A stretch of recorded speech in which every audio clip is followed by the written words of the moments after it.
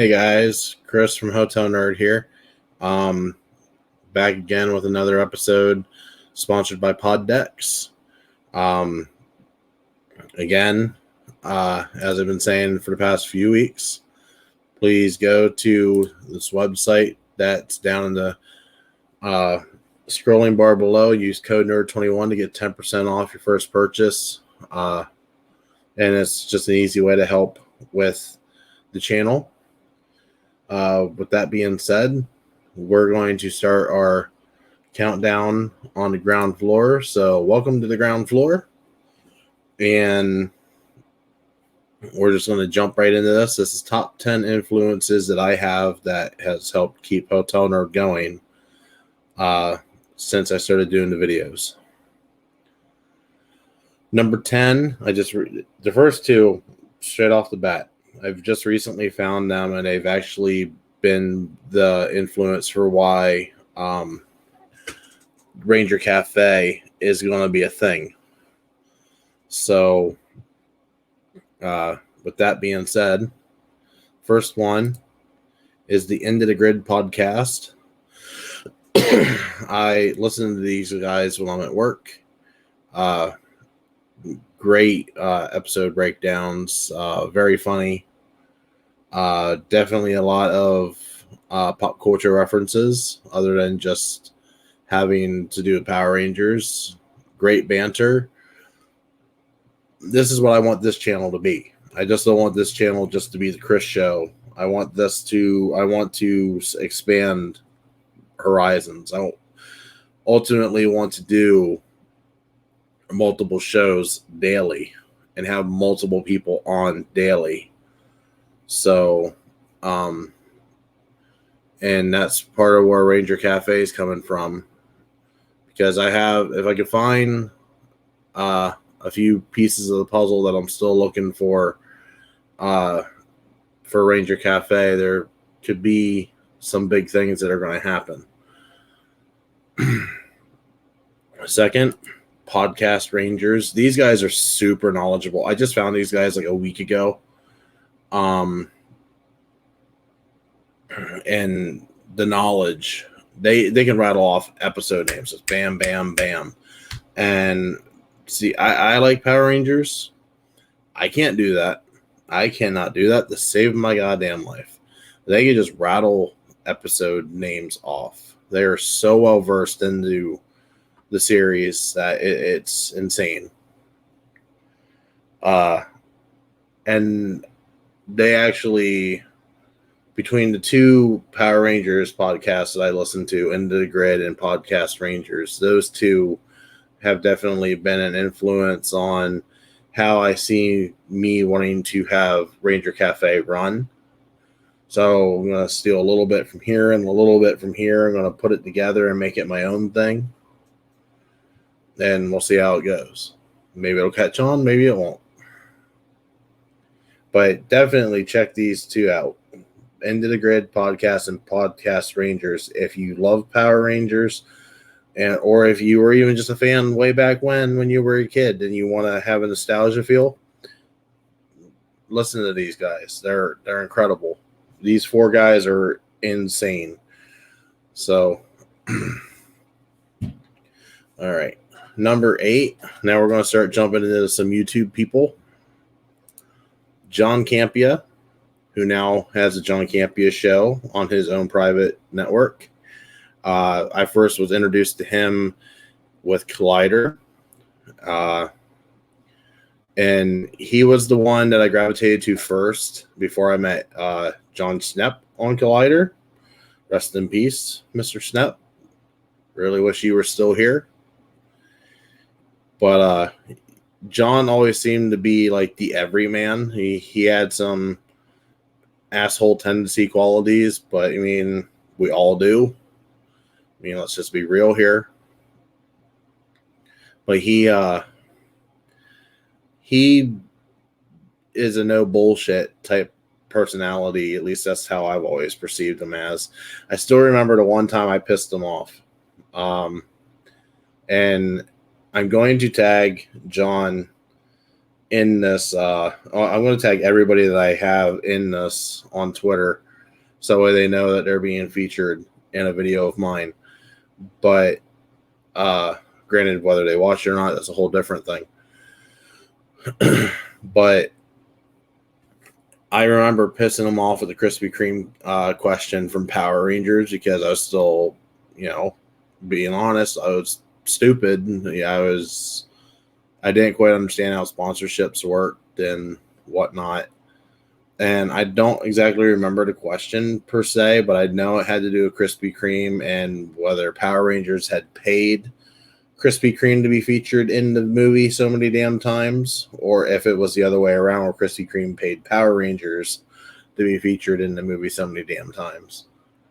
And I'm just kind of glad I wasn't in the same room at the time when that question was asked. Because that wouldn't have been great, I don't think, for my health, because I think it really pissed him off there. So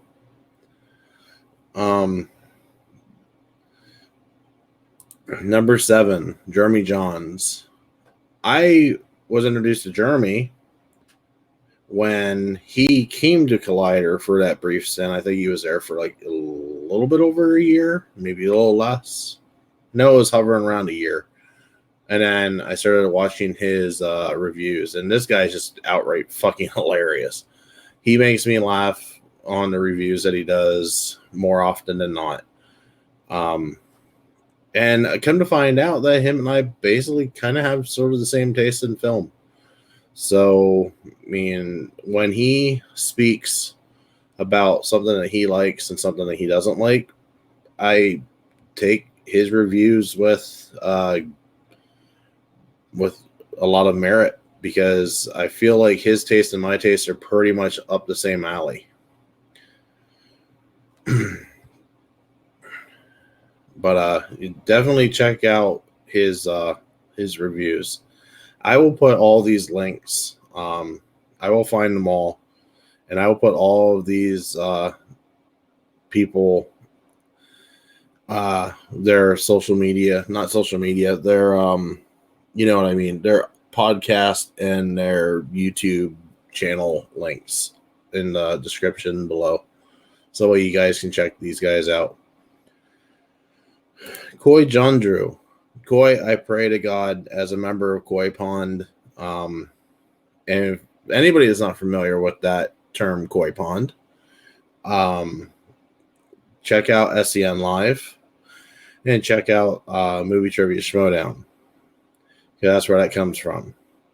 I hope, for the love of God, that I'm pronouncing your name right, man, because I got a feeling I'm not. But I definitely give it a good try. So if you want to expel me from the pond, I completely understand if I completely butchered the hell out of your name, which honestly, I have a name that people butcher all the time. So I'm right there with you. But this cat, man, you want to talk hyper, you want to talk knowledgeable, and you want to talk passionate. This guy, all three of them in one. Absolutely. Excuse me for a minute. I had an itch on my ankle. But yeah, my honest opinion, I mean, obviously I didn't know Jon Schnepp personally, and I would love to have met Jon. Because I feel like he was such a wealth of knowledge that I could have learned so much from, just to meet him at a Comic-Con and just sit there. Like, just take the entire day and just sit there and talk to Schnepp. I would have been happy. If I would have missed all the big panels for the entire weekend, I would have been happy just to sit there and talk with Schnepp, just to learn, just to soak it all in like a sponge. Because I feel like he was the one, if you wanted to know something, he was the guy. But I feel like Koi is Jon's heir apparent. And I always have felt like that. And Koi, I envy you for being able to be around Jon Because I mean, anybody that was around Jon, I envy you, because I would have loved to have heard some of his stories. I mean, Metalocalypse, the Superman special film that he did, Aqua Teen Hunger Force, I believe, was another one that he did. I mean, and that's just stuff that he did that I can think of off the top of my head. And I know there's a shit ton more. Comic book knowledge. I would love to have seen a comic book film with him, especially an MCU film, because he just strikes me as that person that he would have been me, because I'm this way with my cousin. It's like, dude, they're doing something. It's awesome. Like, he would have been punching you in the shoulder, like, did you catch that? Like, and I feel Coy would do the same damn thing. I feel like if I was sit between Coy and Jon in an MCU film, both of my shoulders would be sore and a motherfucker when it's all said and done. But you know what? I would have been totally fine with that. Which brings me to number 5. And if I'm talking about Coy, I got to talk about Jon, which I have been talking about Jon. My heart broke when I heard that he went down, and then my heart broke again when I found out that he was gone. Crushed me as a fan. Honestly, I stepped away from Collider for almost a month because I was in denial that it had happened. I was going through the grief stages for somebody that I never met, which I've only done 2 other times. Because I so badly, and he was tangible enough to be able to meet. Like, it was enough of a reality that I could have went to a Comic-Con and bumped into him, and I would have known who he was because I watched him on Collider, and so I would have been able to actually like strike a conversation and actually talk with him. He would have been available to have a conversation. I feel like just walking on the floor at Comic-Con, as long as he wasn't busy doing something for his job, which more likely him being there, he probably would have been. Plus, he probably would have been geeking out with the rest of us. But yeah, I mean, I cannot not make this list without mentioning Jon, because I feel like he had the same goal in mind that I had when I started Hotel Nerd Facebook group, which actually started as Everything Comics and More, and just to bring everybody together to stop the arguments between DC and Marvel, and just in general, and just, let's all just come together in this one unit and just enjoy the fandom for what it is. Let's not fight about Star Wars. Let's not fight about Star Trek. Let's not fight about DC. Let's not fight about Marvel. Let's not fight about Valiant. I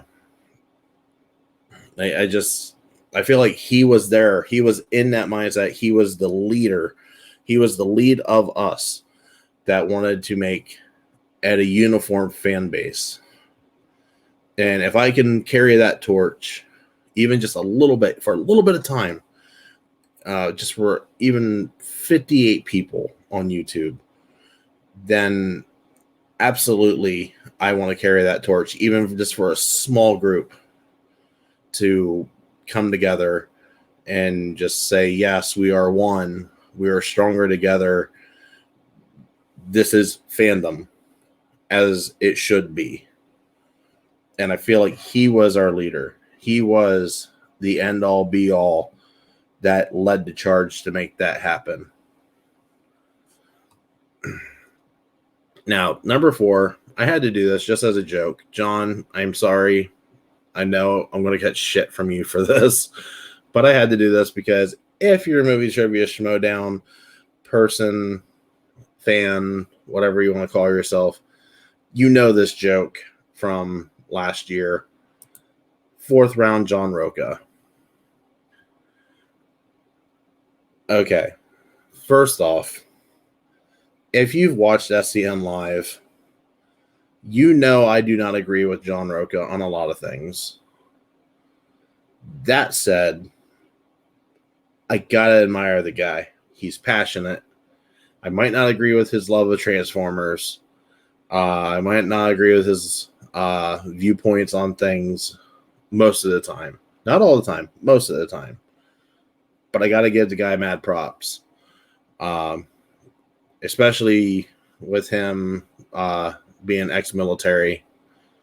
That immediately, I believe he's ex-military. I'm pretty sure he said that once or twice before on a few shows that I watched.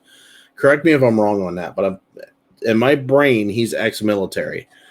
And that holds a lot of weight with me, especially from coming from my grandfather being ex-Navy. But yeah, he definitely brings spice to Movie Trivia Schmodown. He brings spice to SCN Live. He does have great comedic chops. Don't get me wrong. He really does.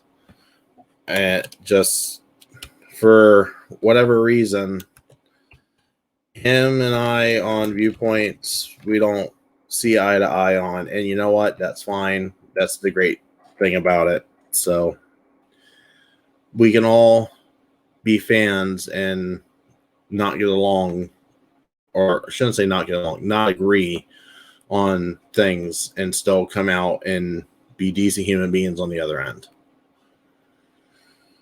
All right.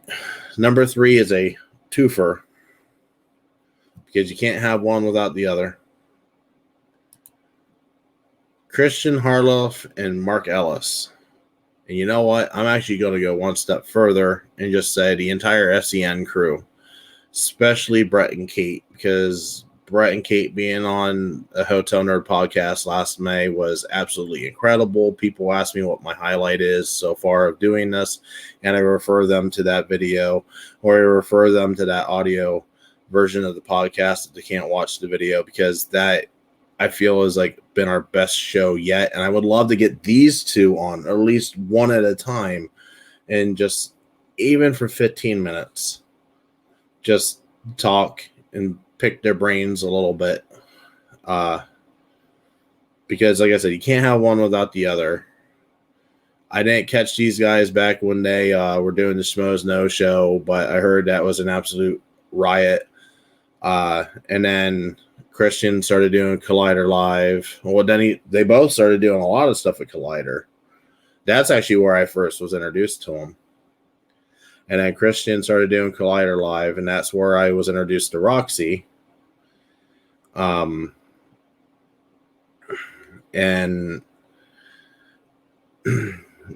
just Christian launching SCN Live was what spurred me to launch Hotel Nerd. I wanted to do something different from just being a Facebook group admin. And I figured if he has the balls enough to try it, I wanted to try it too. Obviously, he succeeded a lot better than I have. Then again, he also had a fan base behind him when he launched SCN Live, where I'm starting grassroots. And that's fine. It is whatever it is.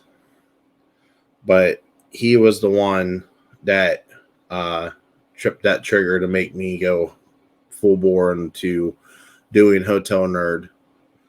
So, and without Mark, from what I understand, I mean, I'm not well versed in Schmodown history or Schmodown lore. So again, if I'm wrong, correct me in the comments.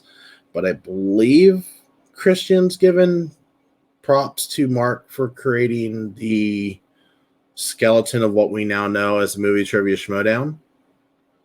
I believe it was Mark's brainchild, I think, from what I recall hearing. Maybe I'm wrong on that. I could very well be wrong on that, but I believe that's what that was. So if I'm wrong, correct me. If I'm right, let me know. Number 2. This one is these last two are personal. Number 2 is Jon Oh God, John, I hope I pronounce this right because I always feel like I'm going to get this wrong when I go to say it. Jon DeGregorio. Really hope I said that right, John. If I have not said that right, then I'm sorry, buddy. I gave it my best shot. He was and is an admin within the Hotel Nerd group. He was a co-host on the Hotel Nerd podcast there for the initial run that we did before we went on hiatus, and I transformed the name of it into the lobby for when it comes back. And he is currently, and he has been doing his own thing, his own podcast called Movie Lovers Unite. And it's some really good content. He does a lot of great interviews. He's very knowledgeable of movies. Definitely worth giving him a check out on that. So, and again, I will be putting all of these links down below. So 10 through 2 will all have links. And the last one here, the ground floor, won't have any links because she doesn't have a Twitter. And I am not giving out her personal page on Facebook either. So sorry, but you're out of luck. Number 1, the ground floor. My girlfriend. Let's be honest here. She saved this channel. She saved all of this. I almost shut this down mid-January this year, 2021. She talked me out of it, whether she realizes it or not. She gave me a pep talk, and she talked me out of struggling and told me basically to hold my ground. And then it was about a week or two later when Poddex came on as a sponsor, and we've been flourishing since then. Poddex has been on now for a couple of weeks. But about a month ago, this channel was all but on its last leg, and it was getting ready to shut the door. But she single-handedly saved this to keep this going. So to her, I definitely want to say thank you. And to always give me a kick in the ass when I need it. Because there are times to where it's like I just want to stop, and